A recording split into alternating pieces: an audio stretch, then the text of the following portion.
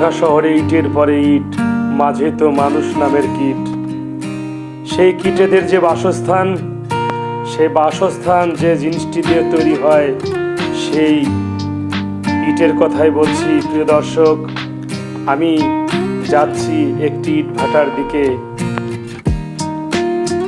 এই বড় বড় উঁচু উঁচু বিল্ডিং, দালান কোঠা যে ইটের সাহায্যে তৈরি হয়, সেই ইট কিভাবে তৈরি হয় সেটা আপনাদেরকে আমি সুন্দরভাবে দেখাবো।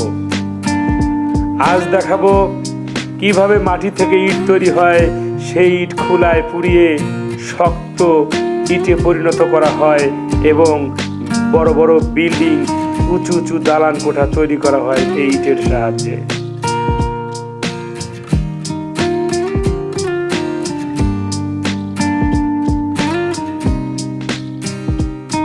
সামনে যে মেশিনটি দেখতে পাচ্ছেন, এই মেশিনের সাহায্যেই শক্ত মাটিকে নরম কাদা মাটিতে রূপান্তরিত করা হয়।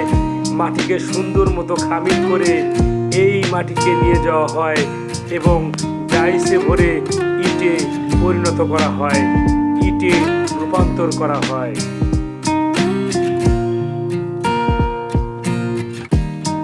দেখুন মেশিনের ভিতর দিয়ে কিভাবে খামিরকৃত মাটি বের হয়ে আসছে।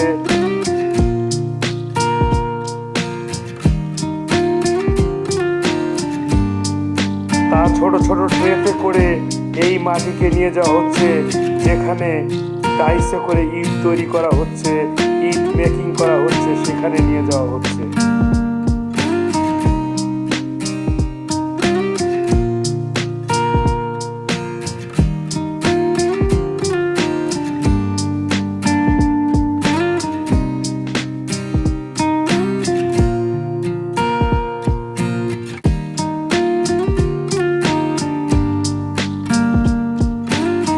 মাটি বিভিন্ন প্রান্ত থেকে এনে এখানে পাহাড়ের মতো উঁচু করে রাখা হয়।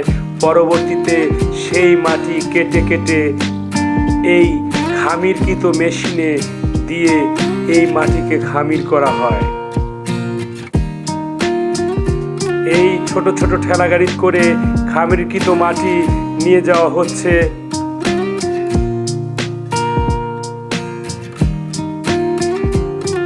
এবং এখানকার যারা ইট মেকার, ইট মেকিং করে, তাদের কাছে এনে এই মাটি ফেলে আবার যাওয়া হচ্ছে মাটি আনার জন্য। দেখুন এখানকার শ্রমিকরা কত স্পিডে, কত সুন্দরভাবে ইট তৈরি করে সাজিয়ে রাখছে। এই ইট এখন নরম, পরবর্তীতে এটি যখন শক্ত হবে, একটু শুকোবে, তখন এই যে পাশে দেখতে পাচ্ছেন সাজিয়ে সাজিয়ে রাখা হয়েছে, এটা ভালোভাবে শুকালেই এটি পুরানোর জন্য নিয়ে যাওয়া হবে সেই খোলায় নিয়ে গরম চিমনির ভিতরে দিয়ে এই ইটগুলোকে প্রায় 1 সপ্তাহ ধরে পোড়ানো হবে। যখন টকটকে লাল বর্ণ ধারণ করবে, সেটি তখন ইটে রূপান্তর হবে, তখন তাকে বলা হবে শক্ত ইট। এই ইট পরবর্তীতে সাজিয়ে রেখে প্রদর্শন করা হবে ক্রেতাদের কাছে। এই ক্রেতারা এই ইট কিনে নিয়ে তার বাড়িতে বড় বড় দালান কোঠা, বিল্ডিং গড়ে তুলবে।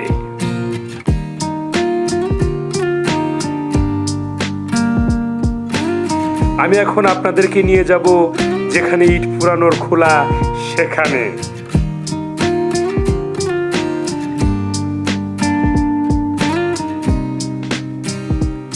পুরো মাঠের মতো এলাকা জুড়ে এই আধা কাঁচা ইট সাজিয়ে রাখা হয়েছে। দেখুন দুপাশে ওয়ালের মতো, মাঝখানে রাস্তা দিয়ে আমি হেঁটে যাচ্ছি সেই খোলার দিকে, যেখানে ইটকে পোড়ানো হয়।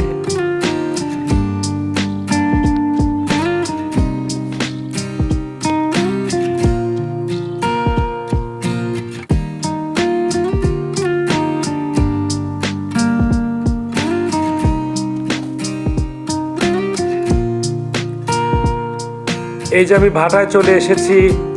ভাটায় এখন এই কাঁচা ইটগুলো সুন্দর মতো সাজিয়ে রাখা হচ্ছে।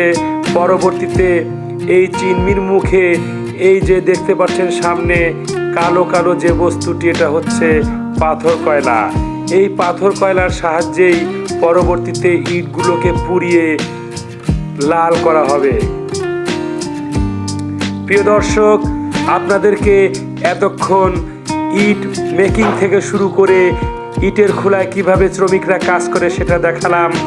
যদি আপনাদের ভালো লেগে থাকে তাহলে অবশ্যই আমার চ্যানেলটিকে সাবস্ক্রাইব করে আমাকে ভালো ভালো ভিডিও বানাতে উৎসাহিত করবেন। সবাইকে ধন্যবাদ জানিয়ে আজকের মতো বিদায় নিচ্ছি। আসসালামু আলাইকুম।